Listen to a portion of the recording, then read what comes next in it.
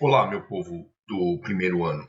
A gente vai gravar para vocês agora a 30ª aula de Sociologia referente a uma revisão do módulo 7 da apostila, da sua apostila. O título desse módulo é o primado da sociedade, né? E a sociedade mecânica e a orgânica. Isso é uma continuação da teoria de Emile Durkheim, tá?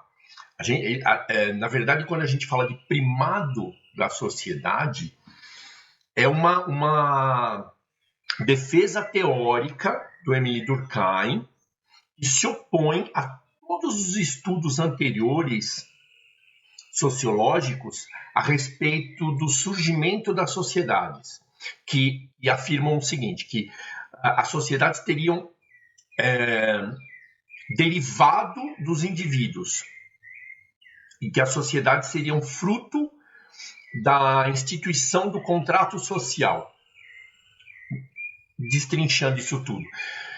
Todas as teorias sociológicas anteriores a Emile Durkheim afirmam que os homens, que os indivíduos viviam em estado de liberdade e que trocaram esse estado de liberdade total para poder coexistir numa sociedade. Então, eles trocaram esse estado de liberdade por um conjunto de regras sociais, por um conjunto de regras que delimitava a sociedade, onde eles pudessem coexistir, onde eles pudessem se solidarizar. Durkheim afirma exatamente o contrário. E as sociedades são a origem da humanidade.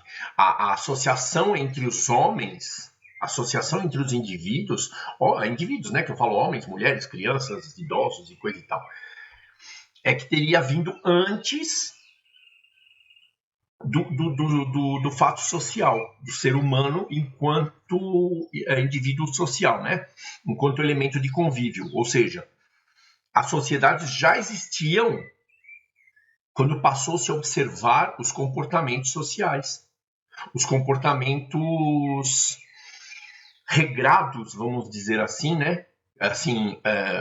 delimitados por regras que determinariam o convívio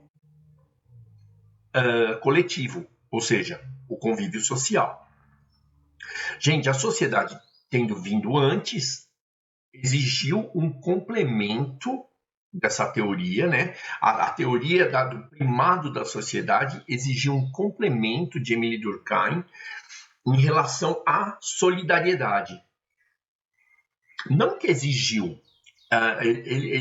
Quando ele formulou a primeira teoria dele a respeito de sociedade, o Emile Durkheim já apresentou o fato ele provou cientificamente, provou sociologicamente, e a sociedade teria vindo antes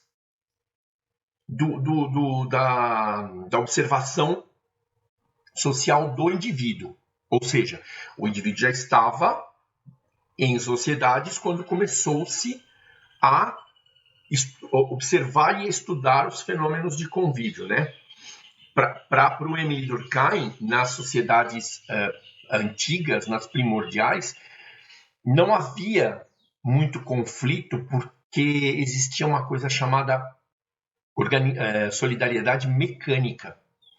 Gente, nós estudamos isso deixa eu ver quando foi, acho que foi em abril ou maio desse ano, mas é importante a gente rever porque solidariedade mecânica e solidariedade orgânica são assuntos muito importantes para o conhecimento, tanto de estudantes do ensino médio como de sociólogos. A base da solidariedade mecânica é o funcionamento das sociedades primordiais. Vamos rever. A base da solidariedade mecânica é o funcionamento das sociedades antigas, primitivas. De que maneira, gente? As sociedades, as comunidades antigas, antes do capitalismo, antes do advento do capitalismo, possuíam praticamente, os indivíduos dessas sociedades possuíam praticamente a mesma consciência, ou seja, o mesmo grau de credulidade nos valores, né, os valores tradicionais. Ou seja, traduzindo em palavras bem simples, as pessoas nas sociedades primitivas pensavam praticamente igual. De que maneira, gente? Elas valorizavam os mesmos tópicos, né? Elas valorizavam as mesmas coisas. Então, a consciência individual, ou seja, a certeza de cada indivíduo a respeito do que era certo e do que era errado, era praticamente a mesma. Portanto, o consciente coletivo era muito simples, era muito próximo do consciente individual. O conjunto de regras que regia as sociedades primitivas era praticamente baseado em tradições, valores culturais dessa sociedade. Então, os indivíduos nasciam, viviam e morriam, carregavam e transmitiam os mesmos valores culturais. E para eles aquilo determinava o certo e o errado. Então, não havia assim uma divisão de trabalho, não havia uma tomada de consciência individual como nós temos hoje. Cada um pensa de um jeito em relação ao que produz ou o que deixa de produzir, ou que conhece o que deixa de conhecer, enfim. A consciência coletiva numa sociedade primitiva era praticamente a mesma. Então, a consciência... perdão, eu formulei errado. A consciência individual numa sociedade primitiva era praticamente a mesma. Todos os componentes da sociedade, todos os indivíduos, pensavam de uma maneira muito parecida, né? De acordo com as tradições, de acordo com as necessidades da comunidade. Não havia divisão de trabalho, né? Todos eram incumbidos de realizar todas as tarefas com as finalidades de sobrevivência, de defesa, de reprodução, de conquista de territórios, enfim. Era uma consciência individual muito voltada para a própria sociedade, para os próprios objetivos da comunidade, certo? Aí, nesse ponto, com o desenvolvimento do capitalismo, com o surgimento do advento da propriedade privada e da obtenção de lucro, nós passamos a ter a divisão do trabalho. Nós passamos a ter a concentração de riqueza. Nós passamos a ter o acúmulo de matéria, de capital, né? Tanto pode ser ouro, prata. Eu falo capital, não é para a gente pensar direto em dinheiro. Acúmulo de propriedade mesmo. Bom, eu sou dono de pouquinho, eu sou dono de bastantinho e assim por diante. Com o surgimento do capitalismo e o seu desenvolvimento e, portanto, a divisão de trabalho aparecendo notoriamente, ou seja, vamos lá, vamos traduzir para uma forma simples também. Aquele cara que trabalha e na atividade dele obtém lucro, trabalha bastante, consegue acumular propriedade, e aquele cara que não, ele continua servindo a alguém, certo? Então, os níveis de acúmulo de propriedade são diferentes. Ao longo do tempo, desenvolve-se a divisão. Essa é a divisão. Cada um faz uma coisa. Cada um é responsável por uma coisa. Não é uma divisão. Quando a gente fecha os olhos e fala divisão de trabalho, a gente já pensa logo numa linha de montagem automobilística, né? Um cara põe a roda, outro cara põe o escapamento, outro cara põe o motor, um põe a porta, outro põe os vidros e coisa e tal. A divisão do trabalho primitiva é mais ou menos a diferenciação entre um comerciante e um lavrador. É primitivo mesmo. Tá? Lembra quando as sociedades deixaram de ser feudais? Na sociedade feudal já existe uma divisão social, mas lembra quando começou, eu vou usar isso como exemplo, tá? Quando começaram a declinar os sistemas feudais, que começaram a surgir as vilas, os comerciantes, em detrimento daqueles que continuavam no feudo, que continuavam como servos, ou foram ser agricultores. Lembra disso? Esse é o surgimento da divisão de trabalho. A diferenciação de trabalho. Agora eu achei um termo legal. A diferenciação de trabalho, a diferenciação de atividade. Muito bem. A partir dessa diferenciação de atividade, nós temos que concordar, logicamente, que as pessoas passaram a pensar diferente, né?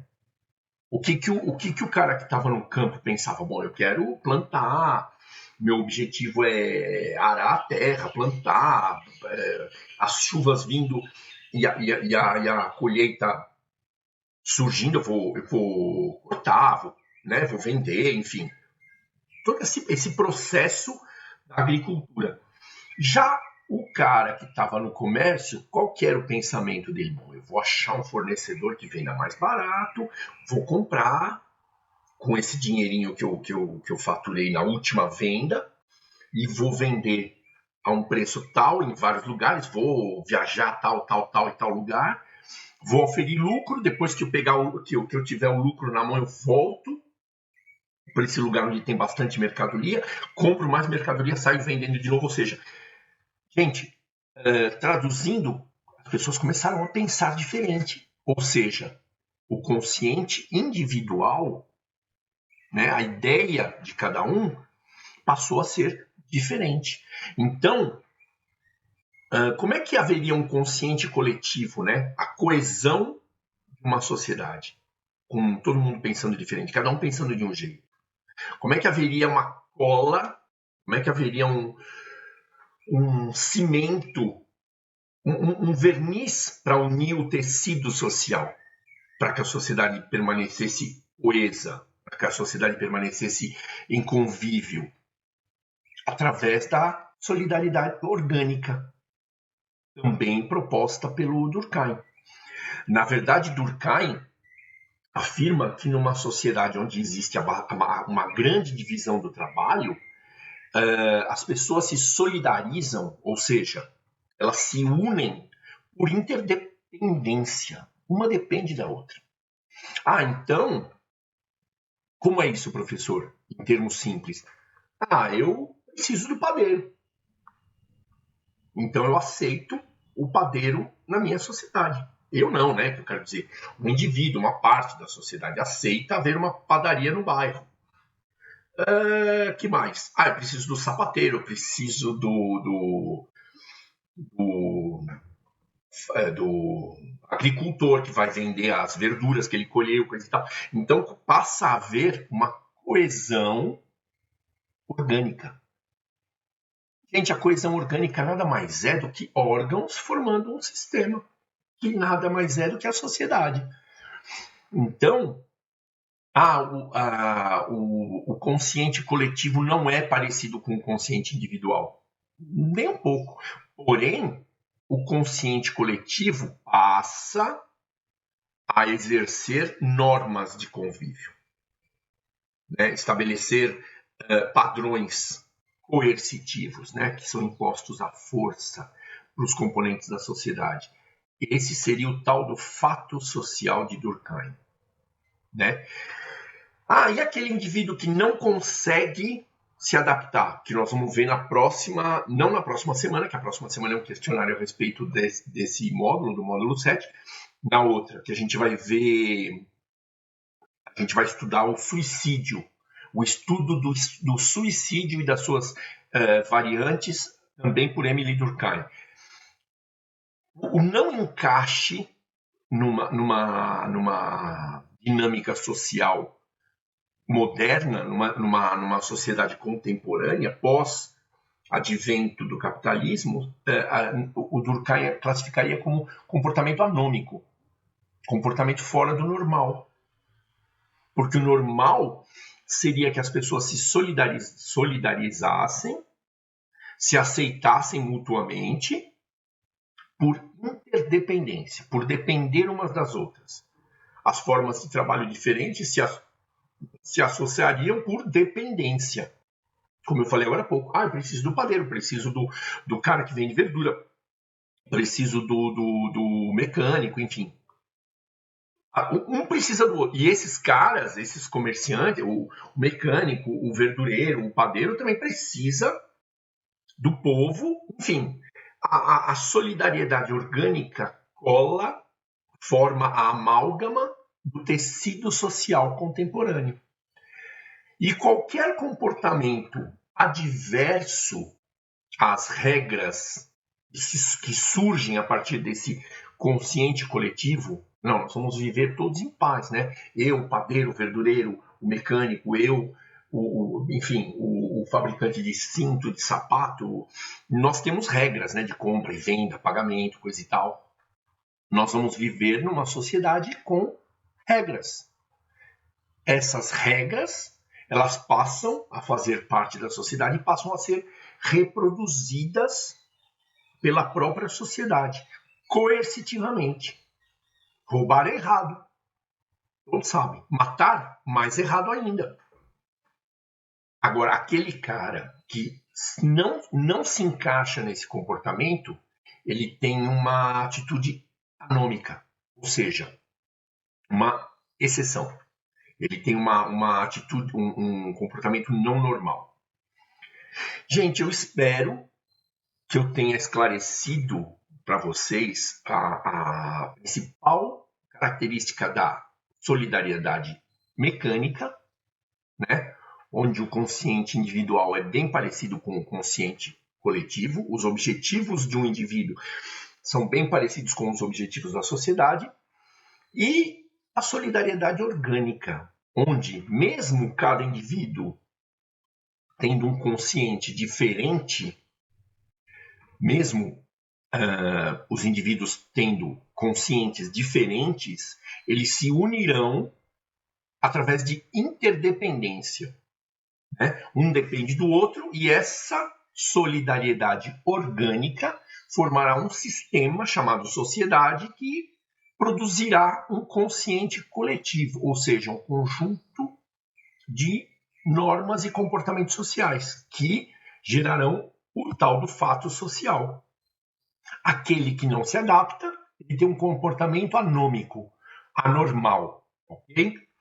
Gente, eu espero muito ter esclarecido esses pontos para vocês. Agradeço pela atenção de todos até esse momento e desejo bons estudos.